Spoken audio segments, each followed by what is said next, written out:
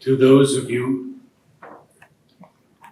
who are truly devoted to Sri Aurobindo and the Mother,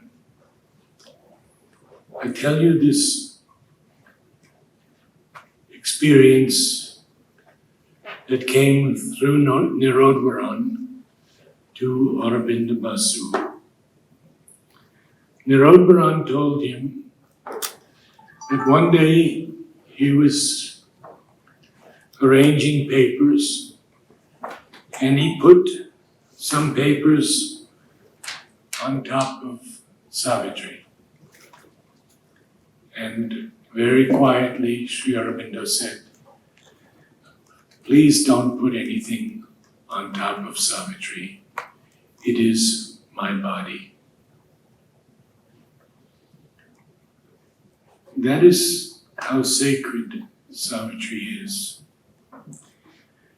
And when you read Savitri, try to read it out loud as much as possible, to allow the mantric force to enter into you more strongly and rapidly. For the next few days, we're going to read from one of the great cantos in Book 1, Canto 4, Secret Knowledge. And this is the message of our retreat. Where we are, what we have to do. On a height he stood that looked towards greater heights. Our early approaches to the infinite are sunrise splendors on a marvelous verge, while lingers yet unseen the glorious sun. What now we see is a shadow of what must come.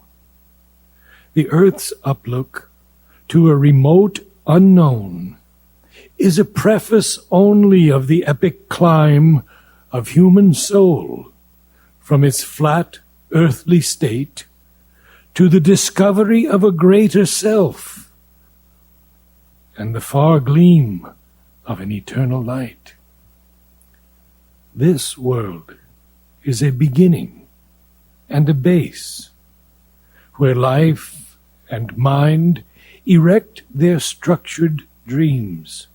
An unborn power must build reality. A death-bound littleness is not all we are. Immortal, our forgotten vastnesses await discovery in our summit selves. Unmeasured breadths and depths of being are ours.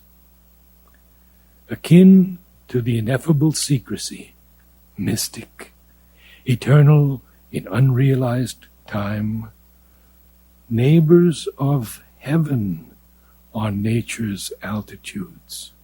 To these high-peaked dominions sealed to our search, too far from surface nature's postal routes, too lofty for our mortal lives to breathe, deep in us a forgotten kinship points, and a faint voice of ecstasy and prayer calls to those loosened, lost immensities.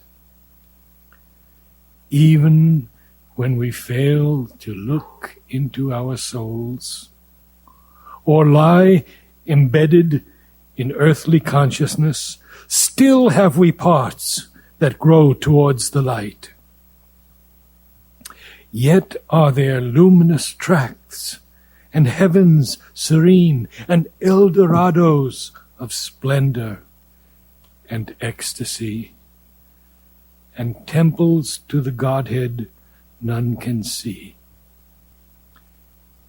A shapeless memory lingers in us still, and sometimes, when our sight is turned within, Earth's ignorant veil is lifted from our eyes. There is a short, miraculous escape. This narrow fringe of clamped experience we leave behind, meted to us as life. Our little walks, our insufficient reach. Our souls can visit in great lonely hours still regions of imperishable light, all-seeing eagle peaks of silent power and moon-flame oceans of swift, fathomless bliss, and calm immensities of spirit space. In the unfolding process of the self, sometimes the inexpressible mystery elects a human vessel of descent. A breath comes down from a supernal air. A presence is born. A guiding light awakes.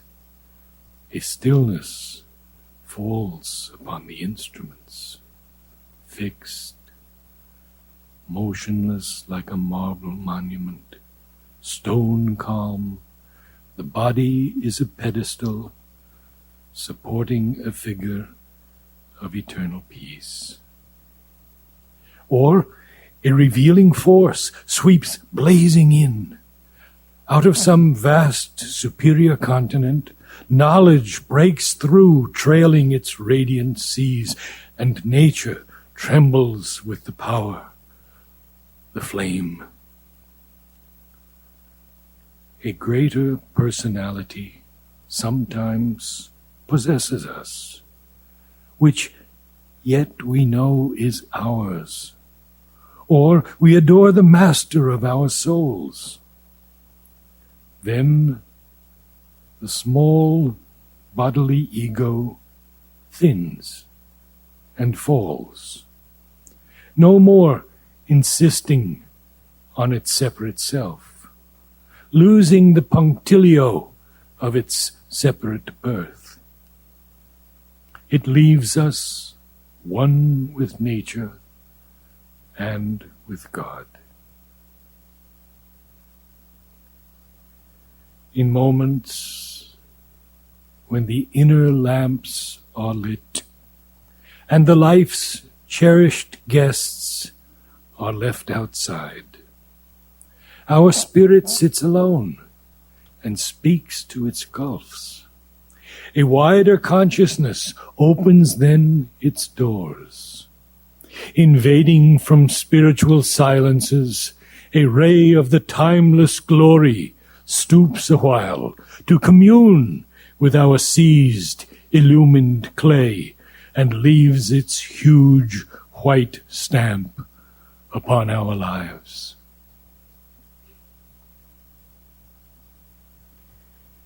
In the oblivious field of mortal mind, revealed to the closed prophet eyes of trance, or in some deep internal solitude, witnessed by a strange, immaterial sense, the signals of eternity appear.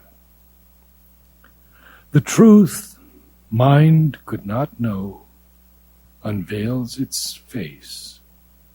We hear what mortal ears have never heard. We feel what earthly sense has never felt. We love what common hearts repel and dread. Our minds hush to a bright omniscient.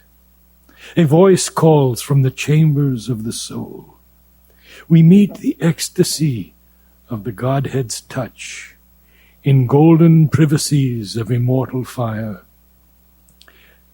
These signs are native to a larger self that lives within us by ourselves unseen.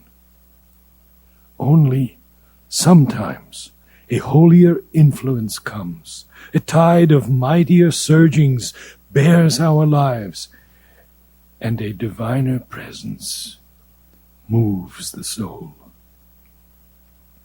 Or, through the earthly coverings, something breaks. A grace and beauty of spiritual light, the murmuring tongue of a celestial fire. Ourself and a high stranger whom we feel, it is and acts unseen as if it were not. It follows the line of sempiternal birth, yet seems to perish with its mortal frame. Assured of the apocalypse to be, it reckons not the moments and the hours. Great, patient, calm, it sees the centuries pass, awaiting the slow miracle of our change in the sure, deliberate process of world force and the long march of all-revealing time. It is the origin and the master clue, a silence overhead, an inner voice, a living image seated in the heart, an unwalled wideness and a fathomless point.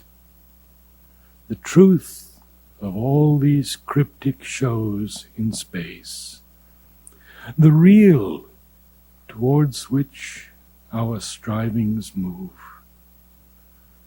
the secret, grandiose meaning of our lives. A treasure of honey in the combs of God, a splendor burning in a tenebrous cloak. It is our glory of the flame of God, our golden fountain of the world's delight, an immortality cowled in the cape of death, the shape of our unborn divinity. It guards for us our fate in depths within, where sleeps the eternal seed of transient things.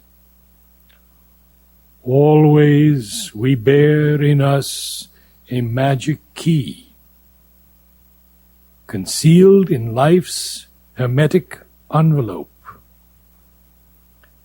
A burning witness in the sanctuary regards through time and the blind walls of form. A timeless light is in his hidden eyes. He sees the secret things no word can speak, and knows the goal of the unconscious world and the heart of the mystery of the journeying years.